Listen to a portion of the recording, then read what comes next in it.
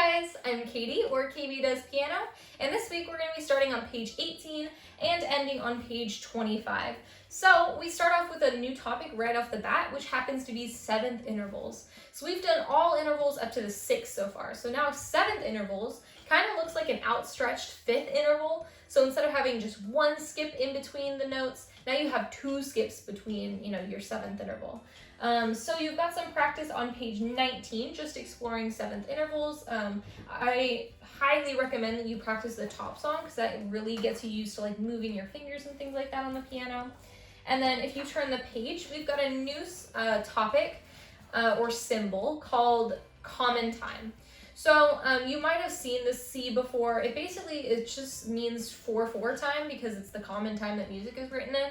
So nothing new there technically. It's just recognizing that the symbol just means 4/4 time. So each measure gets 4 beats and the quarter note gets 1 beat. Nothing different.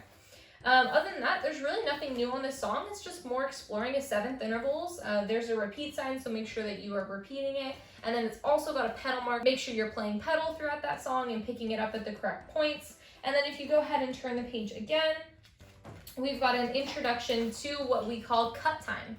So if common time is 4/4 time, then cut time is 2/2. So there's 2 beats per measure, and that means that the half note gets 1 beat. So it's a little complicated. It looks like it's written weird, but really it's not anything different than what you've been playing before. Like you can just play it as it's normally played if you were just doing 4 beats per measure. It's just counted a little bit differently, but really nothing you need to memorize in a certain extent. It's generally just 1, 2, 1, 2 is how you're gonna count it. But other than that, there's nothing new on this song. It is more just exploring A minor and things like that. And then you can turn the page one more time to our last song, which is where we are learning Tenuto, which is also called a stress mark. So Tenuto basically just means that you're holding whatever note has that little line on it to its full value. So just basically don't pick up the note quickly. You want to hold it down so it's really enriching the music instead of just, abruptly being played. There is a pedal mark in this song. This song is a bit complicated in a way, so I would recommend going over to my playlist and hearing how it's supposed to sound. That way you get a little bit more familiar with it. And then there is a little review on DC al coda.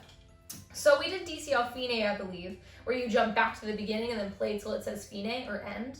But DC al coda means that you're going to go back to the beginning and then you're going to play until it says to coda with that little symbol, the little circle with a cross in it. And then you're going to jump from where it says to coda all the way to the coda, which is at the measure 25 for us on page 25. So it's really just a different structure of writing music. So basically you'll play the song all the way until you see DC al coda. Then you'll jump back to the beginning and play until you see to coda. And then you'll jump to the coda and play until it finishes. A little complicated. I would recommend you go hear how it's supposed to be played. That way you can get a little bit more familiar with it. But if you guys have any questions, let me know. Go check out my playlist so you can hear how these songs are supposed to sound. And I'll see you guys next time. Bye guys!